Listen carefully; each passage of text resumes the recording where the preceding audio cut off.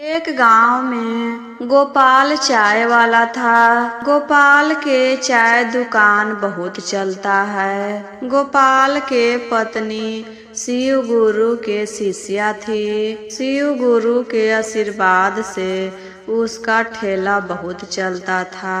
गोपाल के 2 लड़का था। गोपाल जो चाय बेचता था उसका ठेला गोपाल के नाम से ही चलता था, गोपाल चाय वाला। उसका चाय के ठेला इतना चलता था शिव गुरु के आशीर्वाद से कि उसी से पूरा परिवार के खर्च हो जाता था। उसका पूरा परिवार के खर्चा उसी ठेला से चलता था। गोपाल के ठेला पर प्रतिदिन एक लड़का भीख मांगने आया करता था, जिसका नाम सोहन था। गोपाल प्रतिदिन सोहन को कभी 1 रुपया, कभी 2 रुपया, कभी 5 रुपया दे देता था और इससे सोहन खुश हो जाता था, पैसा लेकर चला जाता। एक दिन जब सोहन गोपाल के ठेला के पास आया भीख मांगने, तो उसी समय गोपाल के पत्नी गीता अपने पति से मिलने चाय के दुकान पर आई थी। कोई के पति किसी चीज का दुकान करता है या कोई भी काम करता हो, पत्नी दुकान पर जरूर जाती है कभी कभी, देखने के लिए कि कैसा दुकान चल रहा है, मेरे पति कैसे काम कर रहे हैं। तो यही देखने गीता गोपाल के पास गई थी। तो उसी समय सोहन भी भीख मांगने आया था। गोपाल 5 रुपया दे ही रहा था कि गीता बोलती है, अरे अरे आप यह क्या कर रहे हैं, किसी को भीख नहीं देना चाहिए, उसे आप मदद कर दीजिए ज्यादा पैसा देकर। और सोहन से भी कहती है, बेटा तुम्हारा हाथ पैर तो सही सलामत है और तुम भीख मांगते हो। भीख मांगना 100 बार मरने के समान है, भीख नहीं मांगा जाता है। इससे अच्छा कि तुम कोई काम करो, भीख मांगकर कितना दिन खाएगा, कुछ अच्छा काम करोगे तो आगे चलकर तुमको ही आराम होगा। और आज तुम भीख मांगते हो तो आज खाते हो, कल मांगते हो तो कल खाते हो, कभी तुम बीमार पड़ जाते होगे तो क्या खाते होगे। इसी चलते कमा कर खाना चाहिए, मेहनत करके खाना चाहिए। जब ईश्वर हाथ पैर दिए हैं और हाथ पैर सही सलामत है तो भीख मांगकर कभी नहीं खाना चाहिए बेटा, कमा कर खाना चाहिए। कमाने में लाज शर्म नहीं करना चाहिए, भीख मांगने में तो 100 बार मरने के समान होता है। एक बार भीख मांगोगे तो 100 बार मरोगे। तो जोड़ो, तुम प्रतिदिन भीख मांगते हो तो कितना पैसा तुमको मिल जाता है। फिर गीता का करती है, अपने पति से 500 रुपया मांगती है और सोहन को देती है, बेटा तुम इस पैसे से कुछ बिजनेस करो, भीख मांगने से कुछ नहीं होगा। तब वह 500 रुपया लेता है और जाते ही देखता है कि वहाँ पर एक लंगड़ा आदमी कसरत कर रहा था, सर्कस दिखा रहा था और उसका हाथ पैर नहीं था, फिर भी काम कर रहा है। तो यही देखकर वह सोच रहा है कि देखो तो यह बेचारा लांगड़ है, फिर भी कमा कर खा रहा है और मेरा हाथ पैर तो सही सलामत है, फिर भी हम प्रतिदिन भीख मांगकर खा रहे थे। मालकिन ने अच्छा की जो हमको रास्ता दिखाई और मदद की 500 रुपया देकर। लेकिन हम इस 500 रुपया को क्या करें? 500 रुपया से क्या बिजनेस करें? यही सोच सोच कर पूरा बाजार घूम गया कि 500 रुपया में क्या होगा, क्या खरीदें, क्या बेचें। उसको कुछ समझ में नहीं आ रहा था। फिर वह गोपाल के ठेला के पास गया और वहाँ पर बैठा था। तो गोपाल कहता है, फिर तू आ गया भीख मांगने। 500 रुपया तुमको मिला था, वह क्या किया?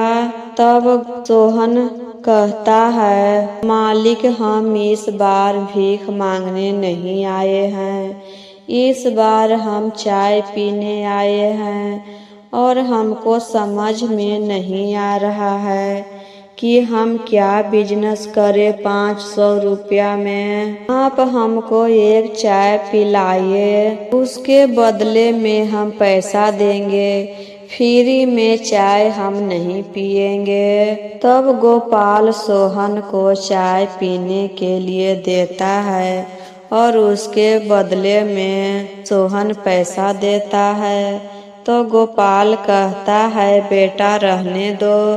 सोहन कहता है, नहीं मालिक, मालकिन बोली है कि किसी से भीख नहीं मांगना चाहिए, 100 बार मरने के समान होता है, तो आपको पैसा लेना ही होगा। गोपाल कहता है, तो तूने सोचा क्या बिजनेस करेगा?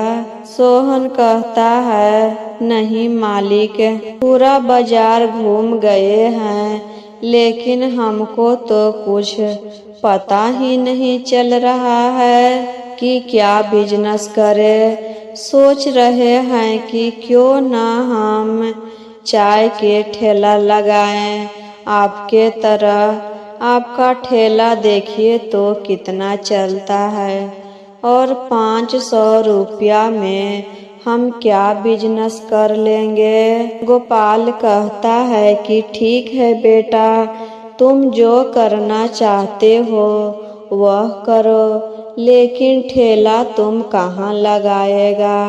सोहन कहता है, मालिक हम अपना ठेला यहीं पर लगाएंगे। तो गोपाल कहता है, बेटा तुम यहाँ पर ठेला लगाएगा तो तुम्हारा ठेला नहीं चलेगा, क्योंकि यहाँ पर तो सब मेरे हाथों के चाय पीते हैं, तो सब लोग मेरे ठेला के पास चले आएंगे। तुम्हारा ठेला नहीं चलेगा बेटा, तुम बाजार के दूसरे छोर पर जाकर ठेला लगा सकते हो, वहाँ पर तुम्हारा ठेला अच्छा से चल जाएगा। सोहन कहता है कि ठीक है मालिक, हम दूसरे छोर पर ही ठेला लगाएंगे। उसके बाद गोपाल से आशीर्वाद लेता है और चला जाता है। बाजार में जाकर एक ठेला खरीदता है और चाय बनाने के लिए सामान खरीदता है और बाजार में दूसरे छोर पर जाकर अपना चाय के ठेला शुरू कर देता है। शुरू में तो उसके ठेले के पास कोई नहीं आ रहा था। सोहन सोचता है कि क्या करे, सब पैसा लगता है कि पानी में चल जाएगा। फिर वह आते जाते आदमी को पकड़ पकड़ के कहता था, चाचा मेरे पास चाय बिकता है, चाय पी लीजिए। भैया मेरे पास चाय पी लीजिए। आप मेरे यहाँ के चाय पिएंगे तो भर दिन आपका शुभ जाएगा, आपका दिन मंगलमय होगा। रुका हुआ काम आगे बढ़ेगा। आप चाहे तो कम पैसा दीजिएगा, लेकिन चाय पी लीजिए। चाय पीने से थकान दूर होगा।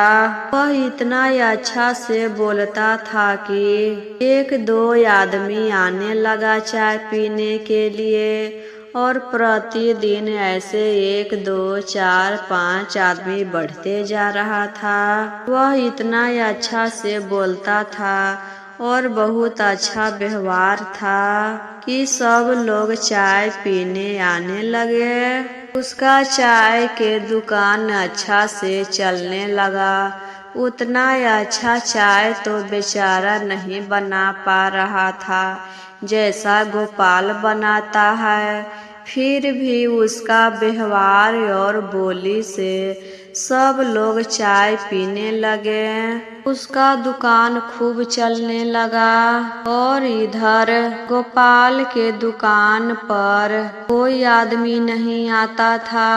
अब उसका घर खर्च भी चलाना मुश्किल होने लगा, क्योंकि उसका दुकानदारी एकदम ठप पड़ गया। एक भी आदमी नहीं आता था। सब लोग आते जाते बातें करते थे। वह चाय वाला कितना अच्छा लड़का है, कितना अच्छा से बोलता है, कितना अच्छा व्यवहार है। यही बात सुनकर गोपाल सोहन से मिलने गया। वहाँ जाता है तो सोहन गोपाल को देखकर पैर छूकर आशीर्वाद लेता है और कहता है, मालिक आप यहाँ क्या करने आए हैं? बैठिए, आपको हम चाय पिलाते हैं। आपके चाय जैसा स्वाद तो मेरे चाय में नहीं है, फिर भी आप पीजिए। बैठकर गोपाल चाय पीता है। सोहन कहता है, मालिक आपका दुकान कैसा चल रहा है? अच्छा से तो चल रहा है ना? तब गोपाल कहता है, बेटा क्या कहें, मेरा दुकान तो एकदम बंद हो गया। एक भी ग्राहक मेरे दुकान पर नहीं आता है। मेरे ग्राहक भी सब तुम्हारे ही दुकान पर आने लगे। मेरा तो घर खर्च भी चलना मुश्किल होने लगा। सोहन कहता है, मालिक ऐसा बात है तो हम अपना ठेला बंद कर देते हैं। गोपाल कहता है, नहीं बेटा, तुमको यह सब करने की जरूरत नहीं है।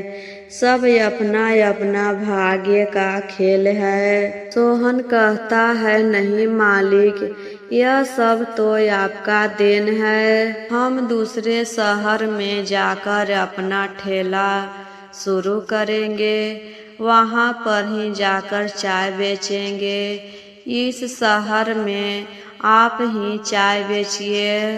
तो गोपाल के दुकान फिर से चलने लगता है और सोहन अपना ठेला लेकर दूसरे शहर में चला जाता है। दूसरे शहर में जाने के बाद शुरू में उसका दुकान तो नहीं चल रहा था। फिर जैसे करता था पहले वैसे ही करने लगा। आते जाते आदमी को रोक रोक कर चाय पिलाता था। चाची चाय पी लीजिए, दीदी चाय पी लीजिए, आपका दिन शुभ होगा, आपका दिन मंगलमय होगा। सुबह सुबह चाय पीने से ताजगी आती है, आपका रुका काम हो जाएगा। ऐसे ही करके बातों में लाकर सबको चाय पिला देता था। ऐसे ही प्रतिदिन करने के बाद कस्टमर आने लगे चाय पीने के लिए, और प्रतिदिन ग्राहक बढ़ते ही जा रहा था। उसका ठेला खूब चलने लगा। जब ढेर पैसा जमा हो जाता है तो एक खेत खरीद लेता है। उसके बाद फिर पैसा जमा होता है तो सुंदर बंगला बना लेता है, गाड़ी भी खरीद लेता है। और इधर गोपाल के जो 2 बेटा था वह बड़ा हो गया था। गोपाल अपने दोनों बेटा को शादी कर देता है। शादी करने के बाद दोनों बेटा अपनी अपनी पत्नी को लेकर बाहर कमाने के लिए चला जाता है। दोनों बेटा अलग अलग शहर में रहने लगा और यहाँ पर गोपाल और गोपाल के पत्नी दोनों अकेले हो गए। गोपाल के पत्नी के बच्चा में बहुत प्यार था, बच्चा खिलाने का बहुत शौक था, लेकिन उसका दोनों बेटा तो बाहर रहता था। जब पोता पोती हुई तो अपने बेटे के पास गई, कुछ दिन रहती थी और चली आती थी। लेकिन दोनों बेटा गांव नहीं आता था, अपने माता पिता को याद भी नहीं करता था। एक बार दोनों भाई आपस में बातें करता है, भैया पिताजी के पास तो बहुत पैसा होगा, चाय के दुकान बहुत चलता है, चलिए हम दोनों पिता के पैसों में से बंटवारा कर लेते हैं। यही सोचकर दोनों भाई गांव वापस आता है और कहता है, पिताजी हम दोनों को पैसा के बहुत ज़रूरत है, आपके पास जो जमा पूंजी है हम दोनों भाई को बांट दीजिए। तो गोपाल कहता है, बेटा यह तो हमारा जमा पूंजी है, बुढ़ापा में सहारा होगा। तुम दोनों भाई तो शहर में जाकर काम कर रहा है। गोपाल तो नहीं मानता है। फिर दोनों भाई माँ को कहता है, माँ यह पैसा तुम किसके लिए जमा करके रखी है, पिताजी को कहकर हमें दिला दो न, बहुत पैसा का काम है और तुम दोनों हमारे साथ चलो। तुमको पैसा का क्या काम है, तुम तो मेरे साथ रहोगे। तो माँ का दिल तो माँ का होता है, जल्दी पसीज जाता है।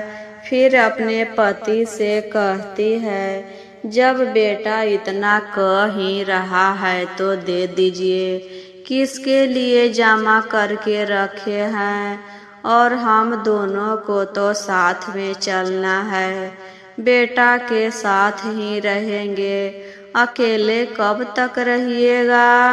तब गोपाल पत्नी के बातें मान लेता है और अपना जमा पूंजी दोनों बेटा को दे देता है। जब पैसा मिल गया तो दोनों भाई बहुत खुश हो जाता है और दूसरे दिन 4 बजे भोर में ही उठकर जाने के तैयारी करने लगता है। तो माँ कहती है, बेटा अभी से कहाँ जा रहा है, कुछ देर बाद चलना। तो बेटा कहता है, माँ अभी पिताजी सोए हैं, जा रहे हैं, सामान और बीवी बच्चों को छोड़कर आएंगे तो फिर तुम दोनों को लेकर चलेंगे। तो माँ कहती है, ठीक है बेटा, जाओ छोड़कर आना तो फिर हम चलेंगे। इतना कहकर दोनों बेटा चला जाता है। जब गोपाल उठता है तो कहता है कि घर बहुत खाली खाली लग रहा है, सब कहाँ चला गया। पत्नी कहती है कि अभी सारा सामान और बच्चों को छोड़ने गया है, वहाँ रखकर आएगा तो हम दोनों को लेकर चलेगा।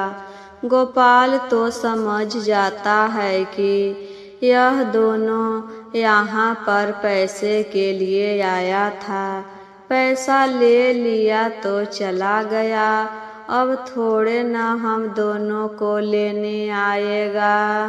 एक दिन गोपाल चापाकल पर गिर जाता है, उसका पैर फिसल जाता है तो उसका कमर टूट जाता है। अब उसको उठ बैठ नहीं हुआ रहा था। गोपाल के पत्नी उसे डॉक्टर के पास ले जाती है। डॉक्टर कहता है कि यहाँ पर इसका इलाज नहीं होगा, शहर में ले जाना होगा। यह बात सुनकर वह कहती है, हम कहाँ से इलाज करवाएंगे, मेरे पास तो पैसा भी नहीं है। उसके बाद फिर अपने बड़े बेटे के पास फोन लगाती है तो बेटा कहता है, माँ मेरे पास पैसा नहीं है, पैसा खर्च हो गया। फिर छोटे बेटे के पास फोन लगाती है, छोटा बेटा भी यही कहता है कि पैसा नहीं है, सब खर्च हो गया। माँ कहती है, हम अपना जमा पूंजी तुम दोनों को दिए थे, वह पैसा हमको दो। बेटा कहता है, माँ वह पैसा भी खर्च हो गया, मेरे पास अब कुछ भी नहीं है। तब वह बेचारी क्या करती, उसके पास जो गहना था, एक दो थान नाक में के कान में के, यही बेच देती है। उसके बेचने के बाद शहर में लेकर जाती है। शहर में जाने के बाद डॉक्टर बहुत सारा पैसा मांगने लगता है तो वह कहती है कि अब क्या हम करें, मेरे पास तो पैसा भी नहीं है। इसी चलते तो हम जमा पूंजी रखे थे और दोनों बेटा लेकर चला गया और आज धोखा दे रहा है। अब कौन मदद करेगा। वहीं पर हॉस्पिटल के पास एक शिव जी का मंदिर था। उसी मंदिर में जाकर झर झर रो रही थी और शिव गुरु से दया मांग रही थी, प्रभु मदद करिए, किसी को मदद करने के लिए भेज दीजिए, मेरा बेटा तो धोखा दे दिया। हम दोनों अपना पूरा कमाई अपने बेटे पर लुटा दिए। जब बेटा के पैसा दे दिए तो बेटा धोखा दे दिया, मदद नहीं कर रहा है। अब इस समय हमको मदद कौन करिएगा। अब आप ही मेरा सहारा हैं प्रभु, दया करिए प्रभु, दया करिए, मदद करिए प्रभु, मदद करिए। जो सोहन ठेला वाला था वह भी उसी शहर में रहता था। वह भी पूजा करने के लिए उसी मंदिर में गया था।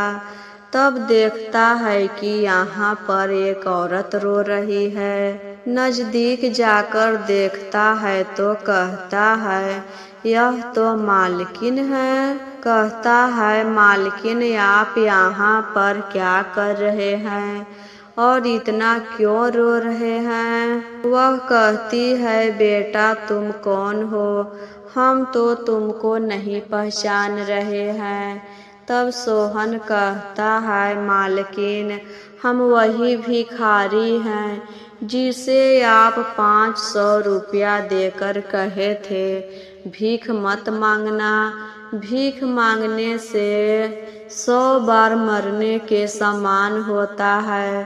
500 रुपया देकर कहे थे कि कोई बिजनेस करो, तो आज हम आप ही के कृपा से बड़ा आदमी बने हैं। वही 500 रुपया से आज हम बड़ा आदमी बन गए। तब वह कहती है, बेटा मेरा दोनों बेटा तो धोखा दे दिया, मेरा सारा पैसा लेकर चला गया है और आज मेरे पति बहुत कष्ट में हैं। उनको कमर टूट गया है, हॉस्पिटल में भर्ती हैं और बहुत सारा पैसा मांग रहा है।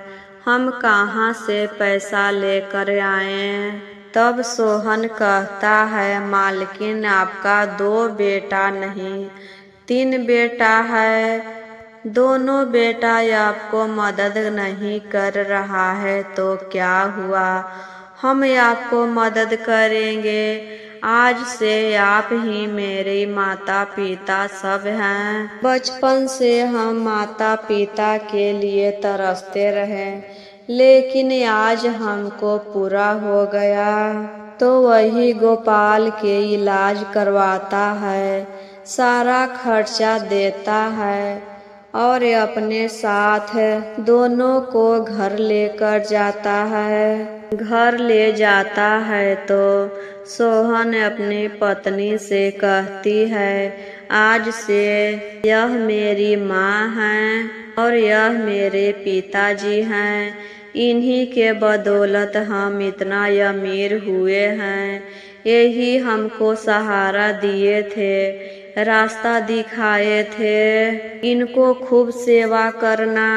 उस दिन से गोपाल वहाँ रहने लगता है। सोहन के जो बच्चा था उसके साथ गोपाल और गोपाल के पत्नी खूब खेलती थी। बच्चों के साथ रहने के लिए गोपाल के पत्नी का सपना था, वह भी पूरा हो गया। बेटा भी मिल गया। ऐशो आराम के जिंदगी कटने लगा। और उधर जो दोनों बेटा था उसको इतना भयानक रोग पकड़ा कि ठीक ही नहीं हुआ। दोनों अंत में मर जाता है। दोनों बहू थी, उसका बेटा भी उसे घर से निकाल दिया। दोनों अनाथ आश्रम में जाकर रहने लगी। गोपाल और गोपाल के पत्नी अच्छा कर्म किए थे तो उनको सहारा मिला, लेकिन ये दोनों तो अपने ही माता पिता को बेसहारा छोड़कर चले गए। इसी चलते दोनों को सजा मिला। तो आशा करती हूँ यह कथा आप सभी को अच्छा लगा होगा। अच्छा लगा होगा तो कमेंट बॉक्स में हर हर महादेव, ओम नमः शिवाय जरूर लिखिएगा। तो एक बार प्रेम से बोलिए हर हर महादेव।